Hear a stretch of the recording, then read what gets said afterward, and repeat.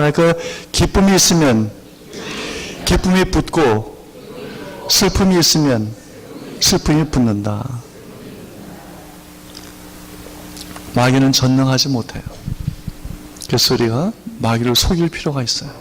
힘들어도 항상 기뻐하면 마귀 역사는 떠나가는데 힘들다고 어렵다고 징징거리고 불평하고 얼굴에 표시 내면 마귀는 더 역사해요, 여러분. 항상 기뻐해야 돼요, 우리가. 예수님 때문에. 욥이 이제 많은 고난받게 됐는데 마귀가 욥을 참소하잖아요. 그래서 하나님의 허락하에 마귀가 욥을 시험하죠. 근데 결국 그 시험을 통해서 욥이 아주 정 같은 그런 믿음을 갖게 되고 또 값질 복을 받고 하나님께 큰 영광을 돌려요. 만약에 마귀가 그걸 알았다면 나중에 욥이 값질 복을 받고 또 그 귀한 정 같은 믿음을 갖게 되고 한 영광을 돌리는 걸 알았다면 마귀가 욥을 참소했을까 하나님께? 그러니까 고난당하는 욥도 모르고 시험하는 마귀도 몰랐던 하나님만이 예비하신 복이 고난 속에 있었어요. 그러니까 마귀는 어리석은 거예요. 마귀가 알았다면 그 욥을 참소했을까요? 하나님 복주니까 하나님을 경외하는 거죠. 욥기는 뭐예요? 죄인이 고난받는 게 아니라 의인도 고난받는다는 거예요. 그러니까 고난받는 욥도 모르고 참소했던 마귀도 모르는 하나님만이 하는 예비한 복이 있었죠. 마귀가 알면 그 결과 알았다면 욥을 시험했을까요? 할 리가 없죠. 우리 고난받을 때 고난받는 나도 모르고 시험 때로 시험하는 욥 마귀도 모르는 하나님만이 아는 비밀한 복이 반드시 숨어 있어요, 여러분. 그래서 우리는 고난 속에서 감사할 수 있어요. 어떤 고난 속에서 항상 기뻐해야 돼요, 우리는. 예? 그래서 우리는 모든 것에 감사하고 항상 기뻐하고 늘 기도하면 승리할 수 있어요. 그래서 때로는 우리가 마귀를 속일 필요가 있어요. 오늘 성경은 우리에게 많은 인물을 소개해주고 있어요. 많은 인물이 여기 나와요.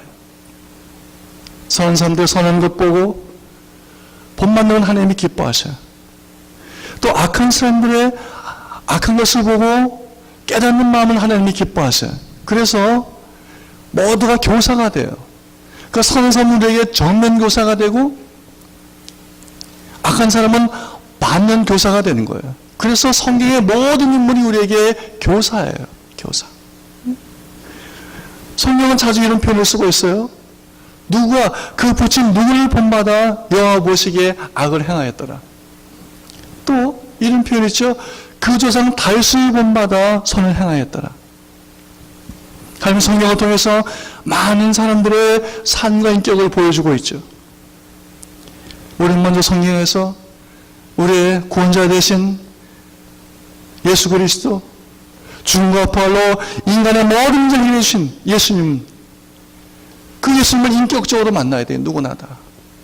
우리의 친구여 신앙이신 예수 그리스도, 창조주여 영원자여 중보자여 구속사이신 예수 그리스도를 인격적으로 만나야 돼요. 그리고 이 성서 안에서 위대했던 믿음의 사람들을 또한 인격적으로 만나야 돼요. 그래서 성경 안에서 많은 인물들이 우리를 기다리고 있어요. 우리가 인격적으로 만나야 할 인물들이 우리를 기다리고 있다는 거죠. 오늘 성서 안에서 꼭 만나야 할 한 사람, 만나고 싶은 사람, 오늘 마태가 기다리고 있어요. 마태가. 오늘 성경 안에서 마태가 기다리고 있어요. 우리 만나고 싶어요. 오늘 성경 안에서 그 마태를 인격적으로 만나 여러분들에게를 주 이름으로 축원합니다. 먼저 마태는 어떤 인물이었어요? 헌신의 사람이었어요. 헌신의 사람. 마태복음 9장 9절 볼까요? 우리 9장 9절 함께 읽어보죠. 시작. 세관에 앉아있는 것을 보시고 이르시되 나를 따르라 하시니 일어나 나를 따릅니다. 마태복음 9장 9절은 마태로 표현하고 있어요. 마가 2장 14절. 같이 읽습니다. 시작.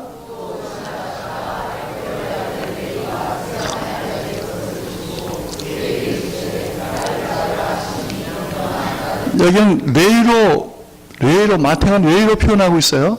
누가복음 5장 27절. 누가복음 5장 27절 그 다음. 함께 읽겠습니다. 시작.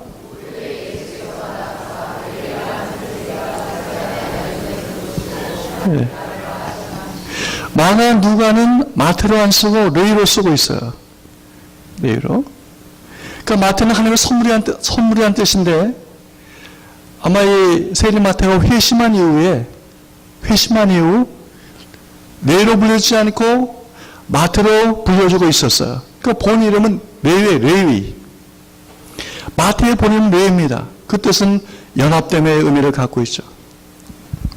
아마도 리스파의 후손으로, 마태는 리스파의 후손으로, 아마 그 마태의 아버지가 아마 그 마태의 리스파의 이름을, 레위 이름을 준 것은 그 리스파 역할이 제한이 되어서 성전에서 봉사하는 거잖아요. 그걸 기대하면서 끊어진 하나님의 영광을 백성들에게 연결시키는 의미로 이름을 레위라고 했던 것 같아요. 그런데 그 기대와는 달리 지금 마태는 백성과 백성 분리시키는 하나님의 영광을 실추시키는 역할을 지금 하고 있잖아요. 이 마태의 직업이 뭐예요? 세리. 세리는 가장 혐오스러운 직업이었어요. 그 당시 남자의 죄의 대명사는 세리였고요, 여자는 창녀였어요. 세리.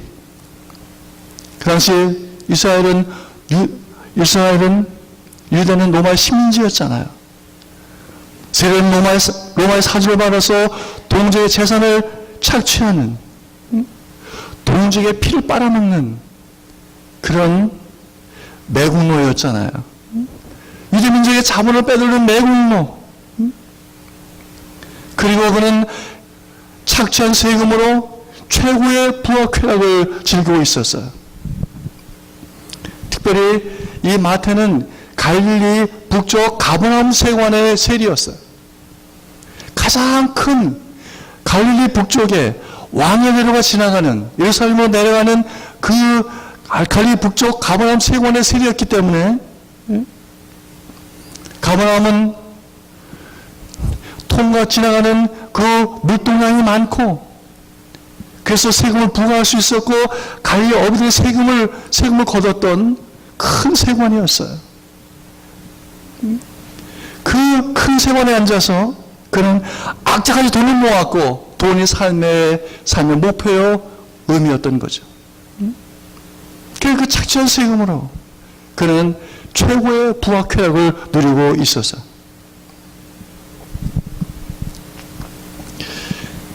1923년 시카고의 에츠와트 비치 호텔에서 당시 미국 최고의 부호였던 9명이 자리를 같이 했어.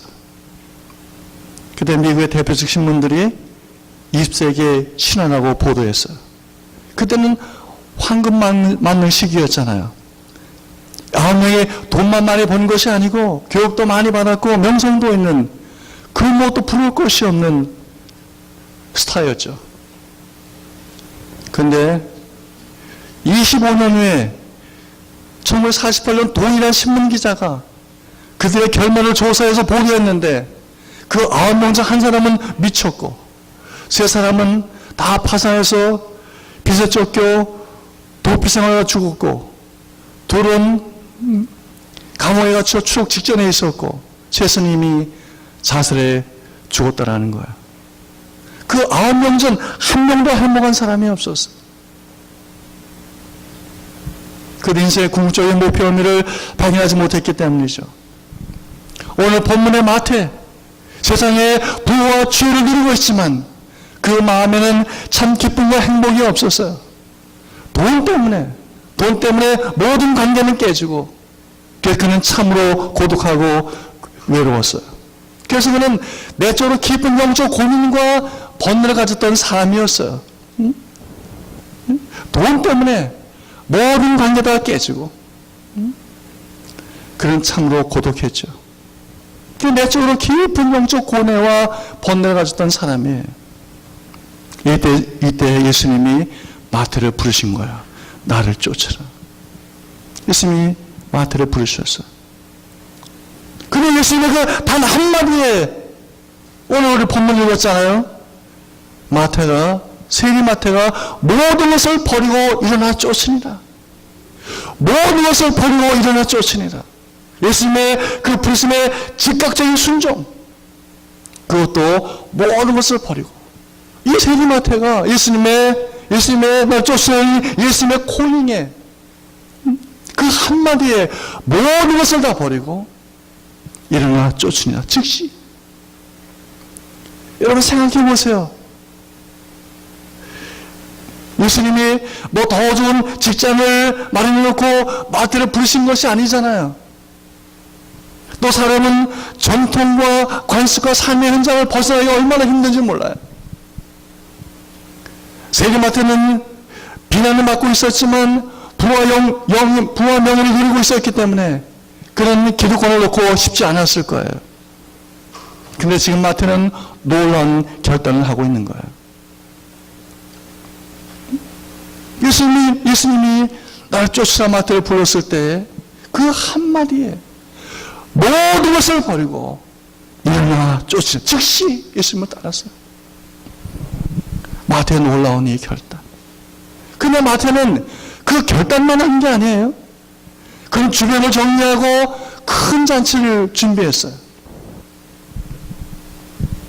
그리고 그 잔치에 가족과 친척, 친구를 다 모아놓고 초청하고, 그리고 예수님을 초청했어요. 그리고 자기 입장을 밝히는 거예요. 그런 결단만 한 게 아니에요. 큰 잔치를 준비하고 그의 친척, 가족, 친구를 다 불러놓고 마치 예수님을 초청하고 자기 입장을 밝혀요. 난 이제 세리를 끝내고 난 이분을 쫓아간다. 가버나움 세관의 세리였어요. 대단한 직위를 갖고 있었지만 그는 지금 폭탄선을 하고 있는 거예요. 나는 세리를 끝장내고 난 이분을 쫓아간다. 예수를 쫓아간다. 예수님을 소개하면서 그 큰 잔치를 준비해놓고 예수님을 초청해놓고 난 모든 일 다 끝장내고 난 이분을 예수님을 쫓아간다. 예수님을 소개했던 거예요. C.S. 루이스가 이런 말을 했어요. 크리스천의 삶은 잔치부터 시작된다. 죄를 버린 것이 너무나 기뻐서, 죄 사함 받는 게 너무나 기뻐서, 예수를 만난 것이 너무나 큰 기쁨이어서 그토록 좋아했던 모든 것을 다 버리고 잔치할 수 있어야 참 그리스도인이다. 그렇게 말했어요. 죄를 버린 것이 너무나 기뻐서, 예수 만난 게 너무나 기뻐서 그토록 좋아했던 모든 것을 다 버리고 잔치할 수 있어야 참 그리스도인이다. 그리고 초청받은 사람들은 당시 하나님의 아들 된 것을, 잘 된 것을 축하합니다. 축하받는 잔치. 이 잔치부터 시작된다는 거예요. 그리스도인의 삶은. 마태는 예수님을 만나고 예수님의 부름받고 예수님을 만나고 큰 잔치를 베풀었어요. 혐오스러웠던 직업 세리잖아요. 그런데 그가 모든 부와 명예를 다 버리고 난 예수님을 쫓아간다. 나는 삶의 의미와 목적을 발견했다. 난 나의 생애를 바쳐서 헌사 그분을 만났다. 난 그분을 위해서 살다. 그분을 죽겠다. 이 선포를 그 잔치에서 한 거예요, 여러분. 세리 마태가. 잔치를 다 초청해놓고 동료들을 다 초청하고 친구를 다 초청하고 선포했던 거예요. 나는 내 삶의 의미와 목적을 발견했다. 난 나의 생애를 바쳐 헌신할 그분을 만났다. 난 그분을 살다 그분을 죽겠다. 마태의 예수님 초청잔치가 예수님께 기념비적 별명을 붙여주었죠. 뭐라고요? 세리와 죄인들의 친구라고. 왜? 세리가 자기 친구가 초청하고 잔치했기 때문에 그때부터 예수님께, 그리고 예수님 초청했어요. 그래서 그때부터 별명이 붙어서 예수님께 기념비적 별명이 뭐예요? 세리와 죄인들의 친구라고.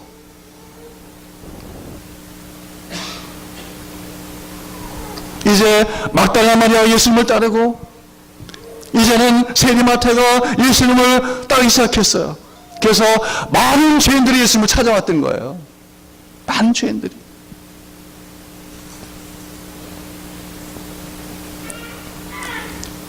예수님이 세리 마태를 제자 삼으신 일과, 마태가 자기 친구 누구예요? 세리들을, 친구 세리잖아요. 세리들을 초청해서 세관을 끝내고 예수님 사귀로 했다는, 예수님을 사귀로 결단했다는 소문이 어디까지 났어요? 여러분, 갈릴리 북쪽의 가브라움 세관이고요. 갈릴리 내려면 예루살렘으로 올라가기 전에 무슨 세관이 있어요? 여리고 세관이 있어요. 여리고 세관. 갈릴리 북쪽의 가브라움 세관이에요. 키스하이 지나가고 갈릴리가 있고 북쪽 가브라움 세관, 그리고 내려와서 여리고 세관, 그리고 예루살렘 올라가는 거예요. 그러니까 가브라움 세관, 여리고 세관이 너무너무 중요한 거예요. 그런데 하루는 여리고에 있던 세자이 누구예요? 삭개오가 듣게 된 거예요. 자기 친구, 잘 알고 있는 그 세리 마태가 세관이 끝나고 예수님을 쫓아갔다는 거예요. 그리고 예수님이 도대체 누구길래 마태가 사명의 목표를 발견하고 예수에서 예수 죽겠다고 그 예수님을 따라갔을까? 삭개오도 고독했죠. 돈이 있었지만 돈 때문에 관계가 깨지고 삭개오도 고독했어요. 외톨이였어요. 왕따라가고 있었어요. 그럼 삭개오가 세리 마태가 예수님을 따랐다는 소문을 듣고, 생명 바쳐서 그분을 만났다는 소문을 듣고, 삭개오도 주님을 만나고 싶었던 거예요. 세리 마태가 좀 따랐다는 그 소문을 듣고, 그 소문이 잔치를 베풀고 선포한 세리의 고백이 여러 세상이었던 삭개오의 마음을 흔들었던 거죠. 도대체 예수가 어떤 분이길래, 누구길래 마태가 모든 것을 버리고 즉시 단번에 예수를 따랐을까? 모든 부와 명예를 버리고 어떻게 세리 마태가, 내 친구 마태가 예수를 따랐을까? 예수가 도대체 누구길래? 그래서 예수님이 여리고로 지나간다는 소문을 듣고 삭개오가 예수님을 만나고 싶어 했던 거죠. 이처럼 마태의 단 한 번의 헌신이, 즉각적 순종이 수많은 죄인들의 마음을 흔들었고 예수님을 소개하고 예수님을 증거하는 놀라운 사역이 되었던 거죠. 마태의 이런 헌신. 두 번째, 마태는 아주 과묵한 사람이었어요. 여러분, 복음서 전체를 보아도 마태가 말한 것이 한 곳도 없어요. 복음서 전체를 보아도 3년 동안 예수님을 따랐지만 한마디의 말도, 마태 한마디의 말 성경에 기록되어 있지 않아요. 한마디. 그러나 말 한마디는 없지만 듣기는 제일 많이 들었던 사람이에요. 말 한마디 기록되어 있지 않지만 듣기는 제일 많이 듣고 다른 죄들이 감당하지 못할 놀라운 복음서 마태복음을 기록하잖아요. 야고보서 1장 볼까요, 우리? 야고보서 1장. 함께 봉독하죠. 시작.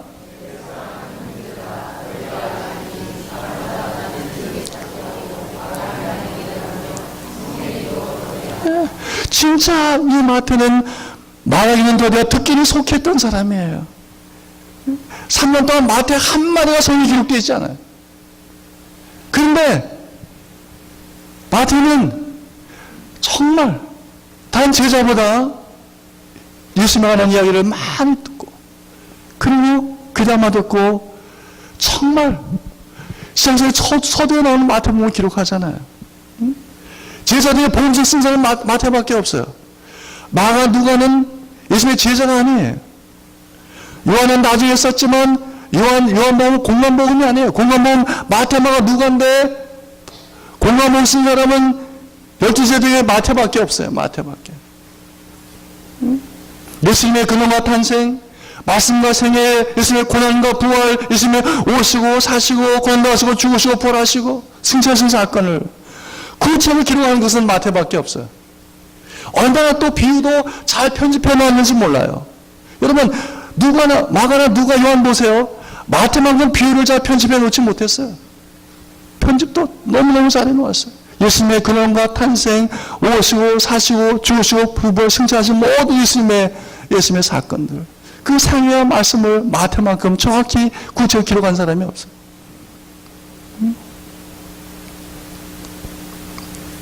마태복음 1장 1절 펼치면 누가 누굴 낳고 무슨 산물과 일제 같아요. 누가 누굴 낳고 그러나 죽었다는 말이 없는 생명의 족보예요. 창세기 5장은 아담부터 기록했지만 죽었더라 하지만 마태복음 1장은 낳고 죽음이 없는 생명의 족보잖아요. 우리에게는 생소하지만 유대인들에게는 깜짝 놀라게 할 복음서를 기록했어요. 우리에게는 재미없고 어려운 내용들이지만 여러분 아브라함과 다윗의 후손 예수 그리스도 1장 1절 그토록 기도했던 유대인들에게 기도했던 메시아라고 단대 소개한 거잖아요. 마태 1장 1절이 뭐예요? 아브라함과 예수님의 자손 예수 그리스도. 유대인들에게는 그토록 기다리고 있던 메시아를 소개하는 거잖아요. 자기의 분량을 원성을 알고 자기의 사명을 다한 제자, 예수님의 구원자 되심을 가장 잘 기록한 마태. 그는 참 과묵했어요. 네? 3년 동안 한마디 그 말 기록되어 있지 않지만 그는 많이 듣고 예수님의 사역을 보고 가장 잘 복음서를 기록한 그의 인격은 참 과묵함이었어요. 세 번째, 그의 겸손을 볼 수가 있어요. 팔레스타인의 가장 중요한 세관이 가버나움과 여리고예요. 가버나움 마태가 있었고 여리고는 삭개오가 있었어요. 두 곳 모두 교통량이 많은 그런 곳을 지키는 그런 세리였어요. 그래서 그 분류했죠. 자, 마태가 세관의 통관 업무를 하기 위해서는 최소한도 4개 국어를 해야 돼요. 가버나움 세관 일을 하기 위해서는 히브리어, 아람어, 헬라어, 로마어, 라틴어까지 해야 돼요. 로마 식민지니까. 그러니까 마태는 최소한도 4개 국어를 했어요. 히브리어, 그 다음에 아람어, 헬라어, 로마 라틴어까지. 그러니까 제자 중에 공부를 제일 많이 한 사람이에요. 가장 유식한 제자예요. 그러니까 가버나움 세관의 세리 시절에 누가 갈릴리의 어부였어요? 베드로 야고보다 어부였어요. 세금을 받았어요. 세리가. 마태가. 마태는 공부를 제일 많이 했지만 예수님의 제자가 된 이후에 그는 대단히 겸손했어요. 마태 10장 23절 보여주시겠어요? 마태 10장 23절 그 다음 말씀. 네. 없어요? 없어요. 네. 보면 제자들을 소개할 때도 항상 마지막에 소개해요. 4명 12번 소개하는데 마태는 두 번째 4명 그룹에 속해요. 거기에 맨 마지막에 자기를 소개하잖아요. 이 마태의 겸손. 공부 못한 무식한 어부 출신 제자들 한 번도 무시한 적이 없어요. 베드로, 안드레, 야고보, 요한을 무시한 적이 한 번도 없어요. 또 주도권 다툼도 하지 않았어요. 그분 하나로 해서 복음사역을 감당했죠. 과묵하게 주님을 따르며 묵묵히 주님을 따르며 그는 순교할 때까지 변덕 부린 적이 한 번도 없는 겸손한 제자. 우리 귀한 모범이요. 그에게 감동하지 않을 수가 없어요. 처음에 과묵하게 주님을 따르고 묵묵히 주님을 따르며 한 번도 변덕 부리지 않은 겸손했던 제자, 한 번도 무식하다고, 베드로, 야고보, 안드레하고 요한에게 한 무식하다고 말한 적이 없어요. 자기 사교를 능통한, 공부 많이 한 유식한 제자였지만 한 번도 다른 제자들에게 무식하다 말한 적이 없고 주도권 다툼도 하지 않았고 겸손하게 섬겼어요. 유세비우스가, 역사 유세비우스가 기록했는데 마태가 이디오피아에 가서 보험하다가 칼로 목베임 받아 순교했다는 거예요. 그때까지 한 번도 변덕 부린 적이 없는 제자가 바로 마태입니다. 마지막 네 번째, 인격적으로 만나야 할 마태의 그 고귀한 인격 중에 하나는 바로 정직이에요. 예수를 만난 이후에 새로운 피조물 되었기에 자기의 과거를 감추거나 위장하거나 미워하지 않았어요. 마태는 자기의 과거를 감추지 않았어요. 위장하지 않았어요. 미워시키지 않았어요. 처음 그는 정직한 마음에, 정직한 그 마음을 가진 그 정직함이 인격의 그의 진면목이에요. 마태 10장 2절 3절 보세요.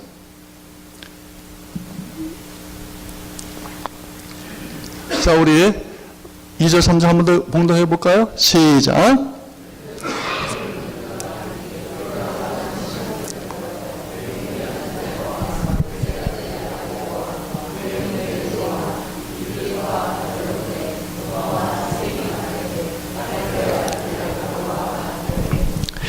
제자들이 4명인데 두 번째 그룹 4명의 빌립, 바돌로메, 도마, 세리, 마태 마지막 기록하죠. 그리고 지금 12제자이면 지금 누가 기록해요? 마태가 기록하고 있어요. 마태가.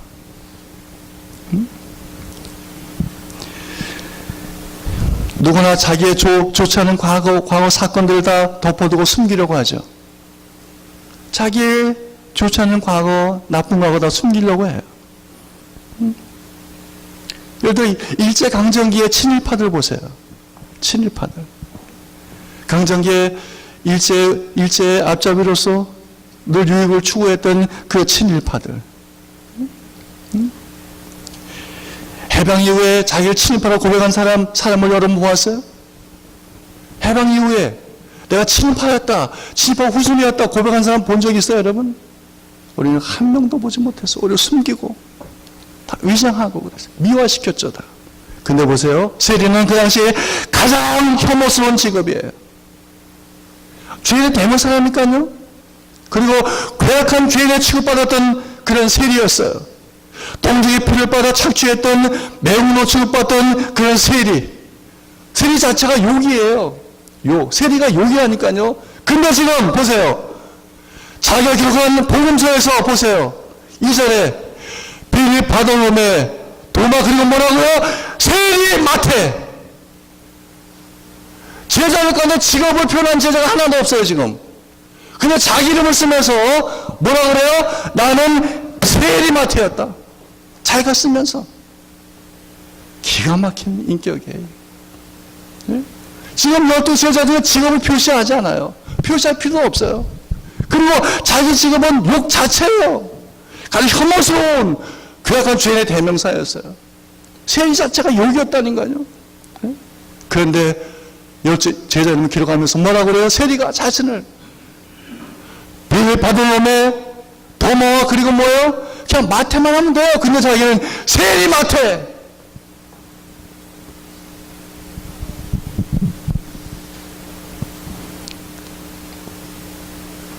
마태가 예수님이 오시고 사시고 부활 나가시고 죽으시고 부활, 승천, 다시 재림한다는 본문의 말씀을 기록하면서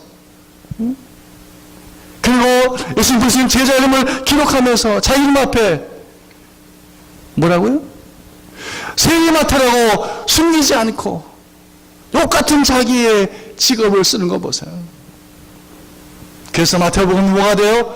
죄인의 복음서가 됐어요. 마태복음. 그래서 마태복음을 우리가 죄인의 복음서라고 부르는 거예요. 용서받은 죄인의 모습, 깨끗이 죄사함받아 새삼된 그 믿음의 간증, 그의 정직한 영을 갖고 있는 모습, 이게 우리가 오늘 만나야 할 마태의 인격인 거예요. 인격. 세리마태라고 당당히 선포하고 있는 그의 정직한 인격이요. 조금 더 숨기려고 하지 않고 간증하지 않고 미화시키지 않고 있는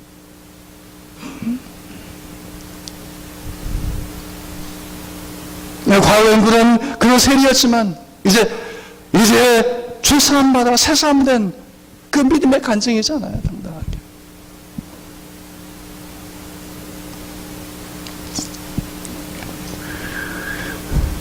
그 말씀을 정리하려고 합니다. 세리마태.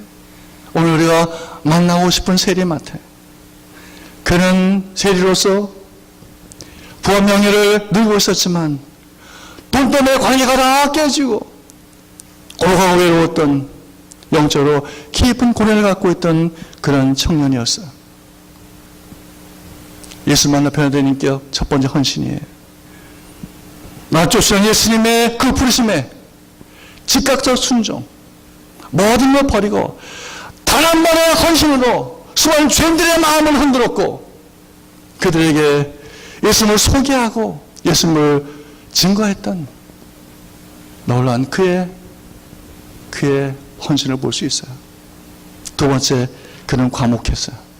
말하기는 더디하면서 듣기는 속히하여 자기의 분량을 사해가지고 신약의 첫 번째 책, 저를 찾은 사람들이 맨 처음 접하게 되는 영원한 가치를 가진 마태복음, 위장범죄 기록하죠. 여러분, 이 세상에서 가장 많이 출판된 책이 뭘까요? 마태복음이에요. 성경이지만 성경 중에 신약의 첫 번째 마태복음, 가장 많이 출판된 책이에요. 그런 과묵했지만 정말 과묵한 인격을 가지고 말하기는 더디 듣기는 속히 하면서 정말 위대한 복음서를 기록했죠. 세 번째, 그는 겸손했어요. 사기구에 능통했지만 그는 무식한 사람이었지만 평소하고 지내던 무식한 가르치신 어부들 전혀 무시한 적이 한 번도 없어요. 주도권 다툼도 하지 않았어요. 오늘 그들에게 상성을 내어주고 그들을 존경하고 섬겼어요. 한 번도 변도 뿌린 적이 없어요. 네 번째, 그는 참 정직한 인격을 갖고 있었어요. 자기의 과거를 숨기거나 미워하지 않았고 자기가 쓴 그 복음서에 당당히 세리마태라고 기록했어요.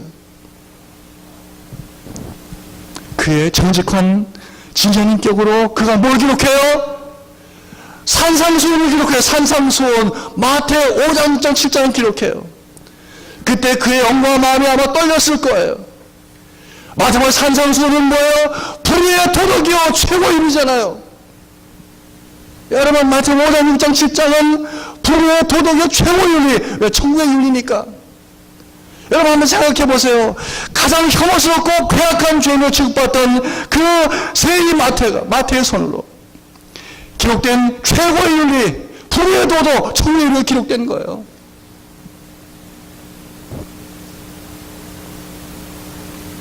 우리는 여기에서 괴악한 죄인을 변화시키는 주님의 능력, 주님의 신비를 느끼게 되잖아요.